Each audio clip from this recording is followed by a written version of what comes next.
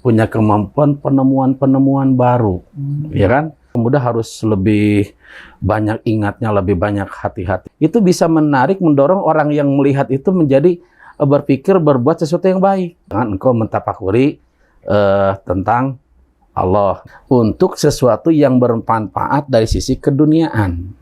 Manusia tanpa alam akan punah, manusia tidak bisa hidup. Assalamualaikum warahmatullahi wabarakatuh. Halo Sobat Salman semua, kembali lagi kita di Tanya Ustadz. Suatu program yang insya Allah akan memberikan ilmu-ilmu baru kepada kalian yang menonton video ini. Nah, pada video ini kita akan membahas suatu hal yang berkaitan dengan pemuda dan alam gitu. Karena bertepatan dengan suasana Sumpah Pemuda. Nah, kita akan membahas pemuda dan alam ini. Tentunya pembahasan tidak akan sendiri, saya akan ditemani oleh seorang ustadz yang akan menjawab pertanyaan-pertanyaan yang akan saya ajukan ke beliau. Dan tentunya ustadz sudah ada di tempat, mari kita sapa beliau.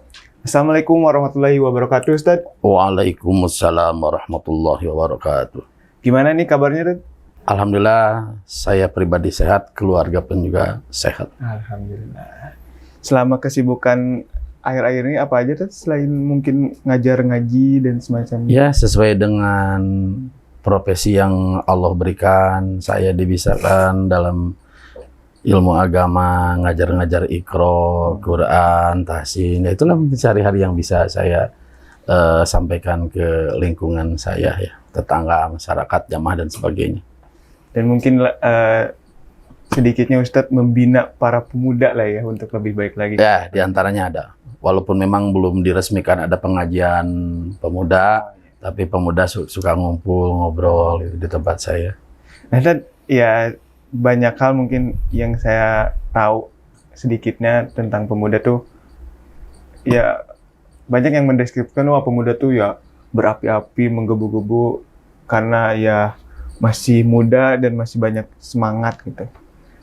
Tapi ada gak sih deskripsi atau pendapat Ustadz gitu terhadap pemuda ini tuh? Pemuda tuh apa gitu? Entah itu dari ulama atau dari Ustadz pribadi gitu. Saya sempat baca-baca di kitab-kitab kamus bahasa Arab tentang pemuda. Ada yang syab, dalam bahasa Arabnya ada yang mengatakan fata. Nah, mungkin yang kali ini yang akan saya sampaikan sebagai gambaran apa itu pemuda. Saya ambil dari kata fata. Ini ada ulama yang mengatakan at-tariyu minasyabab. Jadi pemuda itu lunak, lembut. Berarti sesuatu yang masih kosong bisa juga dipengaruhi yang baik, bisa juga dipengaruhi yang jelek, ya. Kemudian ulama yang lain mengatakan kata fata ini kadang-kadang dianalogikan dengan hamba sahaya, baik itu laki-laki dan perempuan. Nah, kalau dianalogikan dengan hamba sahaya, berarti hamba sahaya itu adalah orang yang dipekerjakan demi untuk tujuan majikannya. Ya kan, berarti tenaganya, pikirannya keras, kuat. Nah, pemuda itu harus seperti hamba sahaya. Di satu sisi, dia harus nurut kepada orang yang dia anggap ini penting untuk dituruti, guru, orang tua, dan apalah itu yang bisa bermanfaat untuk dirinya. Di satu sisi dia harus berusaha keras, mengeluarkan tenaga semaksimal mungkin sebagaimana seorang hamba sahaya apabila disuruh oleh majikannya. Pasti harus 100% itu bisa dilaksanakan. Kemudian ada juga ulama yang mengatakan pemuda al-fata bimanasyab wal hadath. Jadi pemuda ini fata ini adalah pemuda dan juga hadas, punya kemampuan penemuan-penemuan baru, ya kan?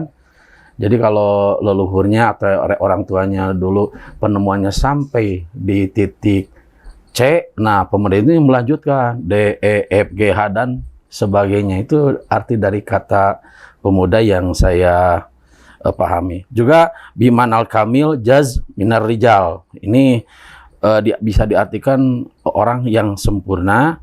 Kemudian jaz artinya itu besar, banyak, ingat, hati-hati. Ini potensi-potensi pemuda. Jadi cita-citanya harus lebih besar daripada orang tuanya, ya kan? Kemudian yang ditujunya harus lebih banyak dan daya ingatnya harus lebih kuat, lebih bertambah, dan kehati-hatiannya pun juga harus lebih, ya. Nah, kalau dulu orang tua kita misalnya dilahirkan di zaman tahun sekian, di mana pergaulan hanya biasa-biasa. Sekarang kan Banyak. untuk menanggulangi pergaulan yang tidak baik itu luar biasa kan bahayanya. Nah, ini pemuda harus lebih banyak ingatnya, lebih banyak hati-hatinya, itu dari sisi makna. Kemudian ada lagi ulama yang mengatakan bahwa itu asy-syahi al-karim.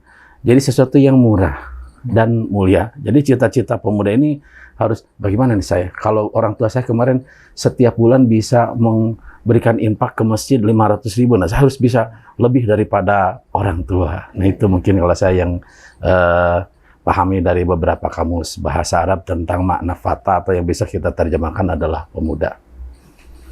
Nah, tadi Ted menjelaskan gitu bahwa pemuda tuh harus lebih dari orang tuanya lah gitu. Dimana ya mungkin ya terutama dalam hal-hal yang baik gitu. Tapi kalau kita lihat dari sekarang, di zaman sekarang gitu, dimana pada akhirnya pemuda tuh lebih sibuk di gadget gitu, di teknologi gitu dan semacamnya. Walaupun ya teknologi tentu membawa hal positif juga, tapi ada negatifnya gitu. Terutama mungkin banyak pemuda-pemuda tuh jadi lebih diem di rumah gitu, nggak nge-explore dunia. Padahal kan pemuda punya potensi menemukan hal-hal baru gitu kan, misalnya secara langsung ya. Secara langsung gitu. Sedangkan untuk yang sekarang tuh ya kebanyakan cuman main HP gitu, lihat video, walaupun mungkin bisa aja gitu lihat pemandangan gitu lah. Tapi secara langsungnya tidak merasakan gitu. Nah, apa pentingnya sih untuk para pemuda ini meluangkan waktu keluar dan menikmati alam ciptaan Allah Subhanahu wa Ta'ala secara langsung gitu? Saya pernah baca hadis, walaupun nggak tahu ya itu lemah atau kuatnya tentang hadis itu, memang dianjurkan sekali orang itu melihat pemandangan secara langsung, gunung yang hijau, lautan. Dulu saya pernah dengar dari guru saya ketika sekolah di SMA dan di pesantren, bahwa melihat pemandangan seperti itu secara langsung itu bisa menguatkan mata ketika kita senang membaca. Ketika kita senang membaca capek, obatnya itu adalah lihatlah lingkungan secara langsung. Dan saya praktekkan emang betul ya. Nah itu ya. Jadi kalau bagi mereka pemuda yang senang ilmu, itu hadis yang saya, walaupun memang hadisnya saya tidak hafal ya, tapi insya Allah nanti kayak saya cari ya, itu memang ada seperti anjuran begitu. Itu bisa ketika anak pemuda itu senang baca, nah kali-kali ngelihat secara langsung, mainlah ke Lembang, ke Galunggung ya, gitu. Kemudian yang kedua, kita keluar itu dalam rangka bisa juga diartikan mensyukuri akal.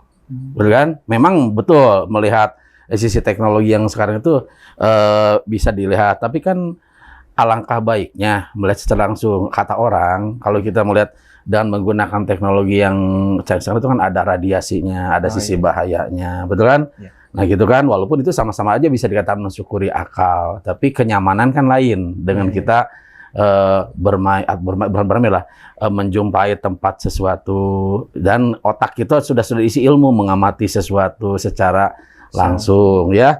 Kemudian yang selanjutnya ada juga yang seperti Imam Ibnu Abbas, at-tafakkur fil khairi yadu ilal amal.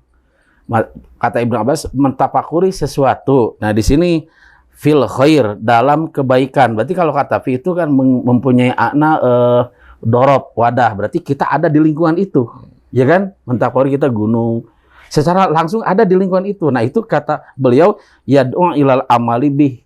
Itu bisa menarik, mendorong orang yang melihat itu menjadi berpikir berbuat sesuatu yang baik, ya kan?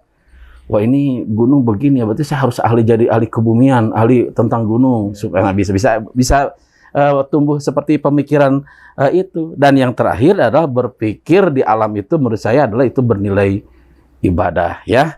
Dan ada juga ulama yang mengatakan itu termasuk tafakur alam ya. Dan memang Rasul mengatakan tafakurilah ciptaan Allah, jangan engkau mentafakuri tentang Allah. Nah, itu menurut saya tafakuri tentang alam itu menurut saya itu adalah langsung ke alamnya, langsung ke lingkungannya ya.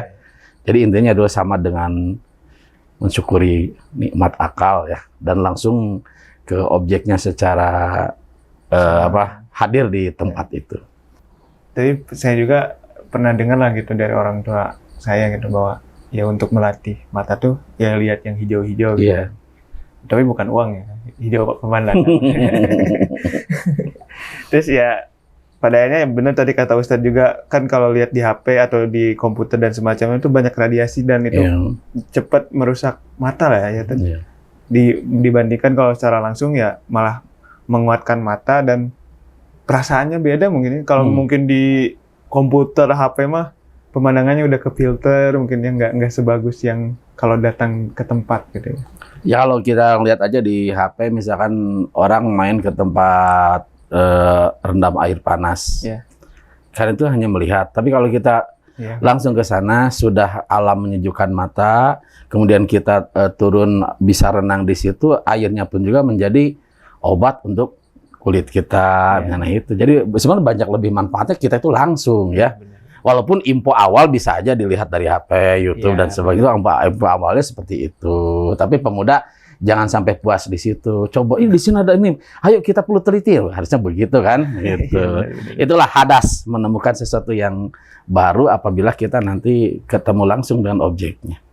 Mungkin langsung ke pertanyaan kedua ya, Ted? Nggak boleh. Nih, apa yang bisa remaja pelajari dari tanda-tanda keagungan Allah yang ada di alam gitu? Dan bagaimana hal ini bisa membantu mereka dalam kehidupan sehari-hari? Nah, ini saya baca di dalam salah satu kitab ya. Wa kadzalika falyakhudhil abna'u hadzahum wa nasibahum mimma yanfa'uhum min umuri dunya. Di dalam kitab ini disebutnya abna, anak-anak. Tapi kan di sisi lain anak-anak termasuk pemuda juga ya kan? Ya kan, pemuda juga. Nah, ini dalam kitab ini dikatakan hendaklah anak-anak atau remaja itu mengambil meneliti hikmah dari kehidupannya di masa remaja untuk sesuatu yang bermanfaat dari sisi keduniaan. Betul kan? Memang di dalam Islam kebahagiaan dunia tidak menjadi nomor satu. Hanya jangan sampai lupa bahwa kita adalah hidup di dunia. Tapi perlu juga kita pelajari. Nah, salah satunya adalah misalkan kita di dalam kitab ini kita tentang ilmu hisab, ilmu matematik, itu kan kita pelajari matematik dan bagaimana pendapatnya di alam. Itu kan saya yakin, saya bukan ahlinya ya, kimia tentang alam, fisika tentang alam, tapi pasti memegang rumus-rumus tentang matematik ya. Jadi betul kan, pemuda itu harus pintar di bidang ilmu matematik. Yang kedua adalah office sonaatil hadidiyah. Jadi seperti ilmu-ilmu penciptaan manusia, yang diciptakan manusia seperti apa ya?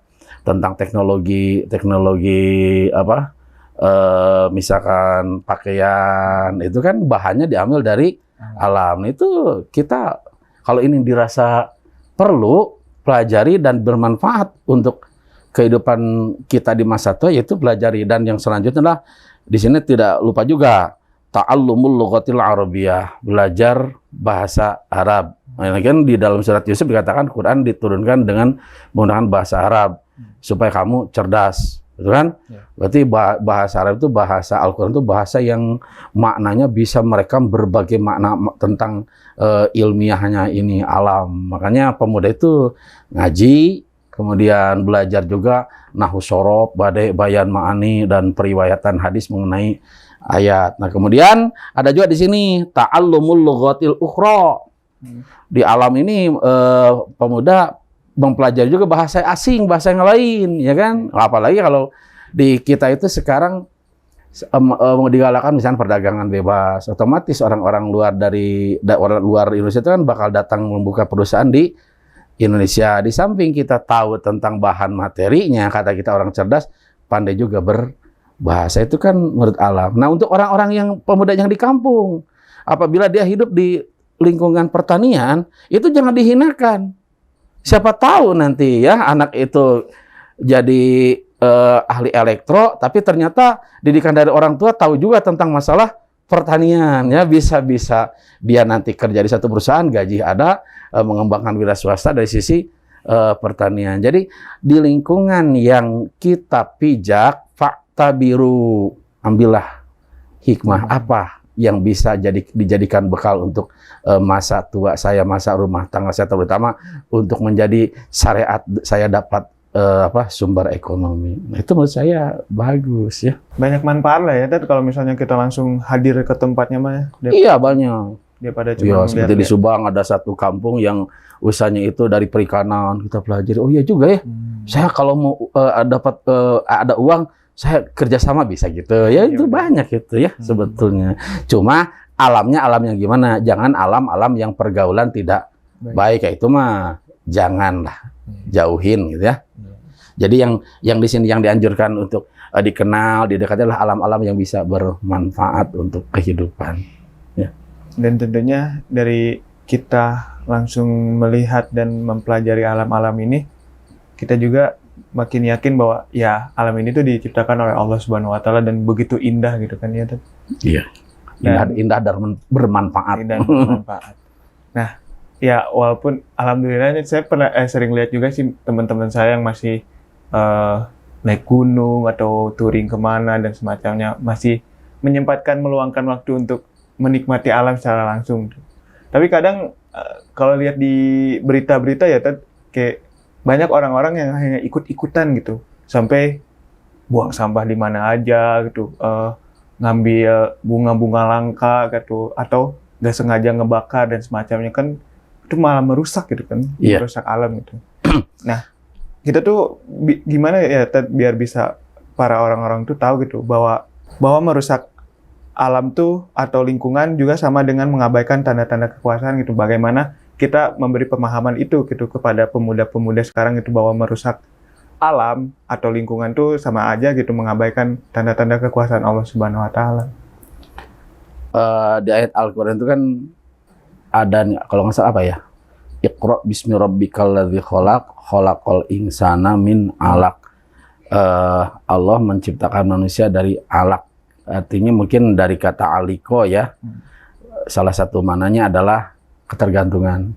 Jadi kalau kita hubungkan dengan katanya ini, para ahli mengatakan manusia tanpa alam akan punah, manusia tidak bisa hidup. Tapi alam tanpa manusia mereka akan subur, tenang. Nah ya, berarti artinya kita manusia butuh tentang alam. Jadi kita itu harus bisa memelihara, menjaga alam. Kemudian kalau di dalam ilmu fikih ada bab yang disebut dengan ihyaul mawat, menghidupkan lingkungan. Kalau salah satu komentar di ulama itu, apabila ada tanah kosong, itu kita berpikir ini manfaatnya buat apa? Ya kan, manfaatnya buat apa? Apakah itu kita tanamin apa, atau kita di situ bikin bangunan apa yang bisa bermanfaat. Jadi ulama mengatakan apabila ada lahan kosong itu makruh apabila dikosongkan. Jadi harus kita cari sisi manfaatnya. Yang kedua, kalau pemerintah kita menganjurkan senang menanam pohon. Nah, apalagi kalau pemuda yang nanam pohonnya, perasaan saya pahalanya akan lebih panjang. Kalau saya sekarang usia 55 tahun, nanam pohon, kemudian baru 3-4 tahun saya meninggal dunia, ya kan? Jadi nggak ada yang ngurus. Tapi kalau pemuda yang kalau seperti ada Yusri dari sekarang nanam apa gitu kan, kemudian bisa sampai menjaganya sampai tua. Nah itu kan di dalam kitab An-Nasai itu ada hikmahnya loh. Kenapa? Semutnya, rayap yang memanfaatkan pohon itu menjadi pahala buat kita. Jadi pohonnya bisa kita awasi sampai tua, dan ketika ada binatang apapun juga itu menjadi pahala bagi orang yang menanamnya. Nah ini jadi sangat salah kalau pemuda merusak alam lingkungan, ya kan? Kalau ibaratnya gila, sudah kasihan. Ini misalnya ada orang yang nanam pohon ini kita rusak, tebang, pakai apalah bahan bakar apa gitu misalkan ya gitu ya. Kasihan yang menanamnya yang sudah meninggal dunia. Setiap detik beliau ini menerima kiriman pahala karena di situ ada semut, di situ ada jangkrik yang ikut nempel di memanfaatkan pohon itu. Tiba-tiba pahalanya jadi nggak ada, bukan? Itu bukan hanya merusak alam, juga sepertinya memutuskan pahala orang yang menanamnya dulu, ya. Ya bisa aja kita menebang satu pohon apabila emang dirasa ini bisa berbahaya karena pohonnya sudah ratusan tahun, sudah rapuh dan takut nimpa kepada rumah di sekitar itu atau ada kebutuhan PLN dan sebagainya. Itu dengan jadi bolehlah menebang pohon yang ada di lingkungan kita dengan dasarnya itu kan pemikiran yang jernih, sisi manfaat dan sisi madorotnya. Jadi bukan karena nafsu. Jadi salah lah kalau pemuda tidak menanam tapi malah merusak yang ada. Ya. Masya Allah. Nah, begitu Sobat Salman semua, para pemuda yang menonton video ini, tadi sudah banyak dijelaskan oleh Ustadz Aceng ya, tentang ya seorang pemuda tuh punya banyak waktu dan energi untuk mengeksplor atau menemukan inovasi-inovasi baru gitu. Makanya sangat disayangkan ya Ustadz, kalau misalnya cuman main HP atau diem doang di rumah, di kamar, nggak keluar gitu menikmati alam ciptaan Allah Subhanahu Wa Taala gitu. Jadi buat Sobat Salman nih lagi nonton video ini gitu, setelah beres nih videonya langsung keluar gitu, nyari teman gitu, touring gitu dia ke Lembang atau ke Pangalengan gitu. Yang penting menikmati secara langsung si pemandangan itu, karena ya banyak manfaatnya gitu.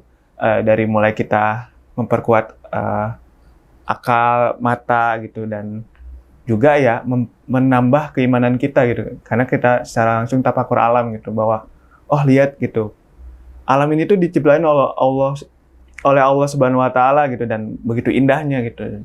Dan pastinya orang-orang yang berakal dan mempunyai iman akan bisa memperkuat imannya dengan melakukan itu tuh. Dan tadi juga dijelaskan gitu, pemuda tuh jangan sampai merusak alam gitu. Harusnya ya yang merawat dan menanam gitu. Karena dari menanam misalnya pohon itu, banyak pahala yang bisa didapatkan oleh orang yang menanam pohonnya, apalagi pemuda yang dimana bertahun-tahun merawat, misalnya bisa bertahun-tahun merawat si pohon yang ditanam itu. Banyak kebaikan yang bisa kita dapat dari satu pohon gitu, karena banyak yang memanfaatkan pohon itu. Nah, sebelum saya tutup dari Ustadz, apakah ada closing statement atau kata-kata untuk para pemuda yang mungkin lagi rebahan? Ya, mungkin untuk para pemuda sekalian, saya teringat dengan kata bijak, apa yang dilakukan di masa muda itu tanda yang akan biasakan di masa tua. Kalau masa muda kita senang bertafakur alam dan kemudian hikmahnya itu menumbuhkan tauhid yang sangat kuat, di masa tua pun juga kita akan begitu. Tapi sebaliknya, kalau di masa muda kita justru merusak alam, itu di masa tua itu akan seperti itu. Jadi carilah kebiasaan yang baik di masa muda ini, supaya kebaikan ini menjadikan kebiasaan kita di masa tua. Terima kasih.